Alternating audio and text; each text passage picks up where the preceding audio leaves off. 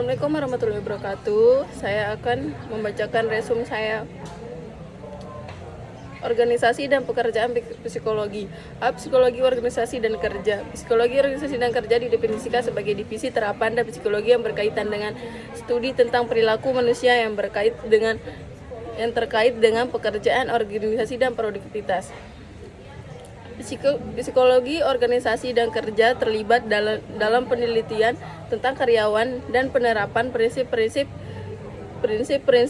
psikologi penelitian itu ke tempat kerja untuk membantu mengoptimalkan keberhasilan organisasi. Istilah perilaku didefinisikan sebagai jumlah, tanggapan, reaksi, atau gerakan yang dilakukan oleh suatu organisme dalam situasi apapun. 1. Pengantar psikologi organisasi dan kerja. Psikolog organisasi dan kerja membantu orang untuk mencapai tujuan mereka dengan cara berikut. 1.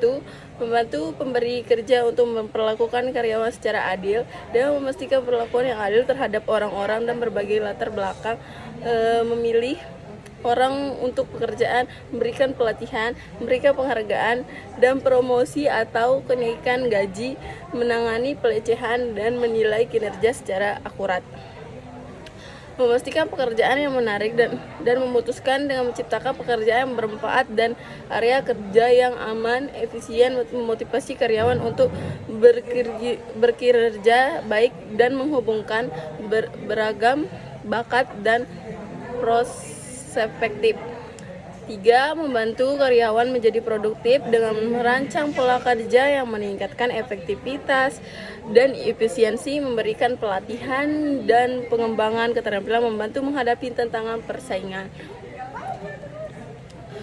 Yang kedua, pengertian psikologi organisasi dan kerja merupakan salah satu cabang dari ilmu psikologi industri dan organisasi, membahas psikologi dalam lingkup organisasi atau aturan kerja. Banyak istilah yang digunakan untuk menyebut psikologi industri dan organisasi. Teori psikologi industri dan organisasi secara umum ada 3 tahap pembangunan teori yang digunakan. Berikut ini penjelasannya. Teori 1, teori klasik, 2, teori klasik, yang 3, teori modern. 1. Perkembangan psikologi organisasi dan kerja. Berbagai pendekatan dan teori berkontribusi pada bidang psikologi organisasi dan kerja dan berkontribusi pada identitasnya. Kontribusi awal termasuk pendekatan manajemen ilmiah, menegakkan kinerja yang efisien menurut prinsip-prinsip ekonomi.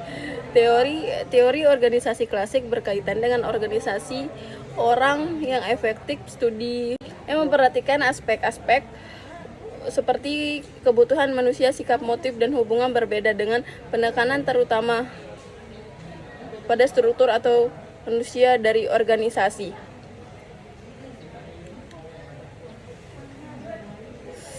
Manajemen ilmiah.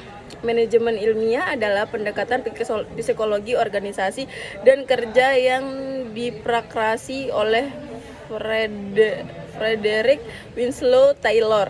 Manajemen ilmiah prihatin dengan memaksimalkan efisiensi dan mendapatkan produksi setinggi mungkin dari karyawan. Sebagai seorang insinyur industri, ia prihatin dengan ketidakefisien dalam pekerjaan tenaga kerja manual yang lebih rasional. B. Teori organisasi klasik. Teori organisasi klasik berkaitan dengan pertanyaan tentang bagaimana diorganisasikan Moorhead dan Griffith. Max Weber adalah salah satu kontributor paling menonjol untuk pemikiran bahwa bentuk struktur organisasi birokrasi akan berlaku untuk semua jenis organisasi. C. Studi Howell dilakukan antara tahun 1924 dan 19 di pabrik Howell Liki Universitas. Dari tahun 1927 terlihat dalam ada si Harvard. D.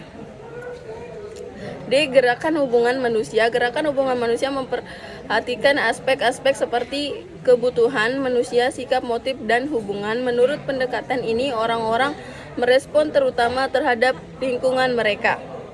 Motivasi lebih beruntung pada kebutuhan sosial daripada kebutuhan ekonomi. Perspektif integratif berbeda dengan penekanan terutama pada struktur atau sisi manusia dan organisasi. Pemikiran organisasi dalam beberapa metode Dedade terakhir telah menekankan interogasi kedua perspektif ini. Psikologi kerja 1. Divisi perencanaan sumber daya manusia. Perencanaan sumber daya manusia adalah analisis terancam tentang kebutuhan sumber daya manusia saat ini dan masa depan, kuantitatif dan kualitatif dari suatu organisasi, dan pelaksanaan rencana aksi untuk memastikan pasokan sumber daya manusia yang memadai. Ini adalah proses berkelanjutan yang terkait dengan banyak kegiatan terjadi di dalam organisasi. 2. Proses perencanaan sumber daya manusia. Selanjutnya, ikhtisar akan diberikan tentang langkah-langkah utama yang harus diikuti dalam melakukan perencanaan sumber daya manusia. Analisis situasi sumber daya manusia. Perencanaan sumber daya manusia adalah menentukan karakteristik pekerjaan yang dipekerjakan oleh organisasi pada saat ini. 3. Metode analisis pekerjaan. Ada 5 metode dasar yang digunakan secara terpisah atau bersama-sama. Untuk metode tersebut adalah observasi, wawancara, angket, teknik kejadian kritis, dan catatan harian para penagang kejahatan. A. Pengamatan. B. Wawancara. Spesifikasi pekerjaan yang berkembang dari deskripsi pekerjaan ini menunjukkan kompetensi, kualifikasi, sifat pribadi, dan pengalaman yang efektif. Spesifikasi pekerjaan sangat berguna untuk menawarkan panduan rekrutmen dan seleksi. Udah itu aja. Assalamualaikum warahmatullahi wabarakatuh.